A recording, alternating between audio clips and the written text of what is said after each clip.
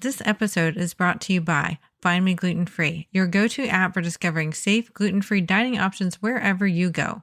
Whether you're traveling or just looking for a new local spot, this app helps you find restaurants with gluten-free options, read reviews from other gluten-free diners, and avoid risky places, just like our family has used this app for many years. And here's the best part. Just for the gluten-free engineered listeners, you can get an exclusive $5 discount on a premium membership. Head on over to theglutenfreeengineer.com/findmeglutenfree or check the show notes to grab your deal and make dining out stress-free, because eating out gluten-free shouldn't be a guessing game. Quick reminder before we get started on this episode. This podcast is based on my personal experiences and isn't medical advice. Gluten. For some, it's just another part of their daily diet, found in everything from bread to pasta. But for others, it's the cause of some serious health issues.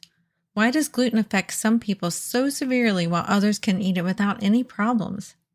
Today we're diving into the science behind gluten, what it is, how it interacts with the body, and why some people can tolerate it while others develop celiac disease, gluten sensitivity, or even autoimmune responses. And here's something even more interesting. Why is gluten an even bigger problem today than it was over 75 years ago? If you've ever wondered why gluten is such a big deal now, or why some people go gluten-free and feel better even without a diagnosis, this episode is for you. Welcome to the Gluten-Free Engineer podcast. I'm your host, Kiri Saunders. In 2011, I was diagnosed with celiac disease, a moment that changed everything.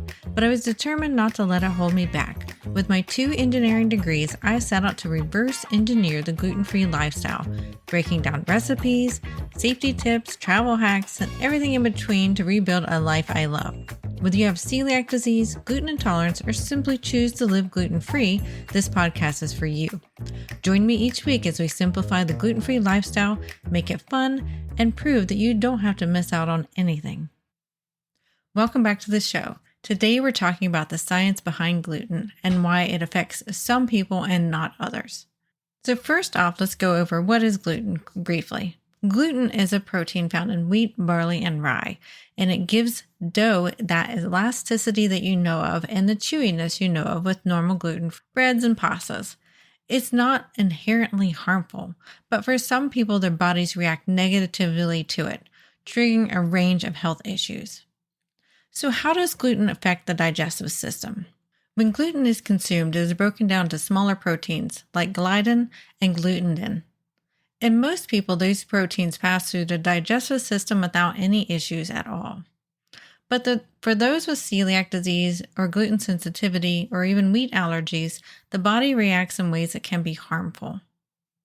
For celiac disease, it is actually an autoimmune response to gluten. Many people who aren't familiar with celiac disease don't realize that it's not part of the allergy system. It's part of the autoimmune system. It is not just a food intolerance. When someone with celiac eats gluten, their immune system mistakenly attacks the small intestine. Think about it. It attacks the small intestine like it's a foreign object. It damages the villi, which are the tiny finger-like structure that absorb nutrients. This is one of the many reasons that those with celiac disease also present with vitamin deficiencies and malnutrition. Over time, this leads to malnutrition, which I just talked about, also digestive distress, brain fog, skin issues, and more serious complications like osteoporosis and infertility. It's actually genetic. A lot of people don't realize that celiac disease is genetic. If you have a family history, if you have a direct relative with celiac disease, you are more likely to develop celiac disease. Think about it. If you have a mother, a brother, a sister, an aunt, a grandparent with celiac, a child, you're going to want to be tested as well. It comes down our family lines. There's another kind of reaction that people can have to gluten, and it's called non-celiac gluten sensitivity. We generally just call this gluten intolerance on our podcast show. It's a lot shorter words to say. So sometimes people test negative for celiac disease, but still feel sick after eating gluten. Symptoms of non-celiac gluten sensitivity or just gluten intolerance can include bloating, headaches, brain fog, joint pain, and fatigue. but there's no clear immune marker like in celiac disease. Sometimes doctors have also found people who have gluten intolerances to later actually present the autoimmune response to the celiac disease. It's not a very well-known fact, but celiac disease is many times triggered by some other event. It turns on that gene that's not quite right.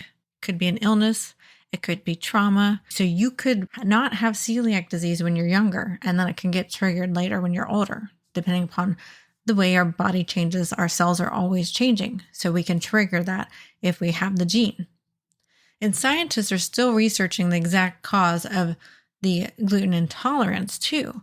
Some people believe it could involve gut microbiome imbalances or immune system responses that don't trigger the same immune reaction as celiac.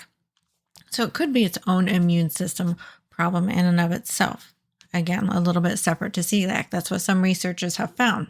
But let's, answer that question in the room. I get this a lot. People are like, why is gluten more of a problem today than it was when my grandparents were around, or, let's say 75 plus years ago? Gluten wasn't always such a big health issue like it is now.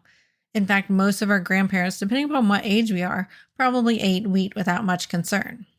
So what's actually changed? One of the things that has changed that has really surprised me when doing research in gluten and celiac is that modern wheat has more chromosomes and a higher gluten content than the ancestors' wheat. The wheat we ate today is not the same wheat our ancestors ate. Over thousands of years, wheat has been bred and modified to increase yield and improve baking quality. Ancient wheat varieties like Inocorn wheat, hopefully I'm pronouncing that correctly, only had 14 chromosomes. And then the next variety that people have documented well is Emmer wheat, another early variety. It had 28 chromosomes. But modern wheat, common bread wheat, now has 42 chromosomes. 42. That is a lot more than the 14 it originally started with. This also means it has much more complex gluten structure, making it harder for some people to digest, which is likely the reason for a lot more gluten intolerances as well. In addition, modern wheat contains higher amounts of gluten, like we talked about, than its ancient counterparts because it was selectively bred for elasticity, texture, and better baking performance. If we actually do some research, things like apples have been, crossbred to make new different varieties of apples. But the odd thing about wheat is it didn't keep the same number of chromosomes like apples. I've always found that a bit wild and a bit interesting from a scientific perspective. When we crossbreed things like apples, they're still apples. When we crossbred things like wheat, it basically made a new plant.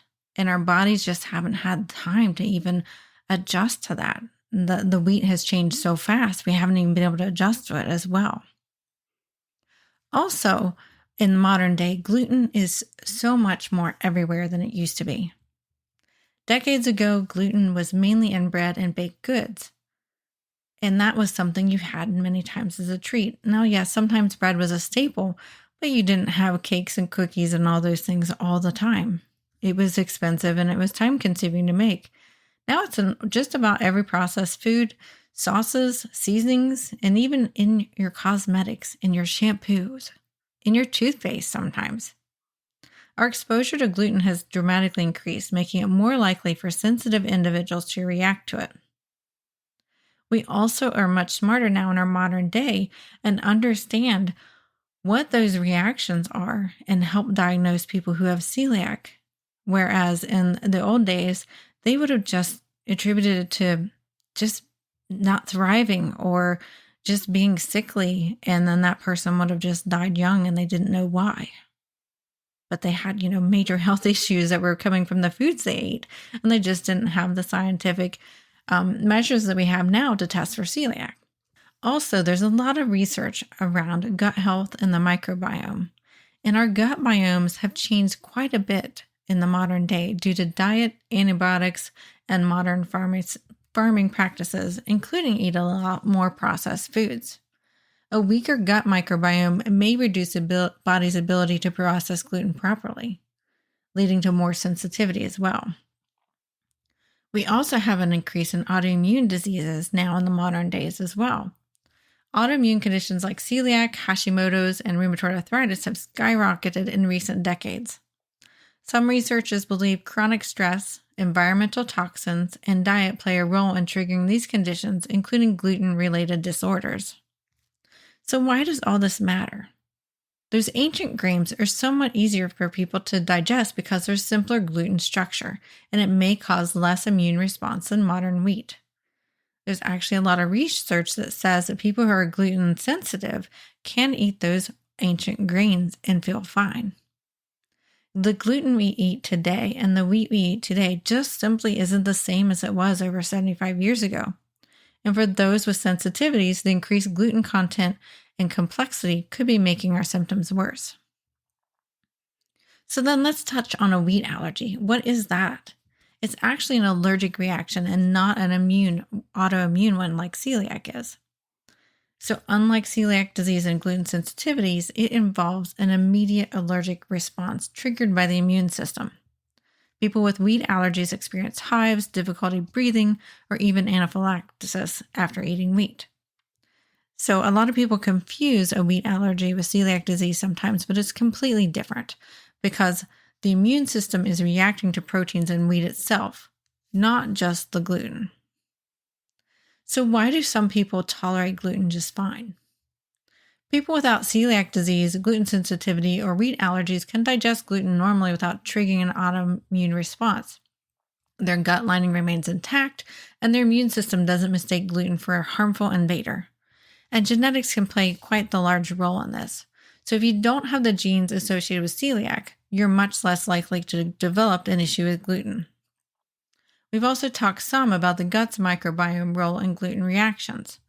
New research suggests that gut bacteria may influence how our bodies process gluten, and it really makes quite a bit of sense. Some people may have gut imbalances that make them more sensitive to gluten even without celiac.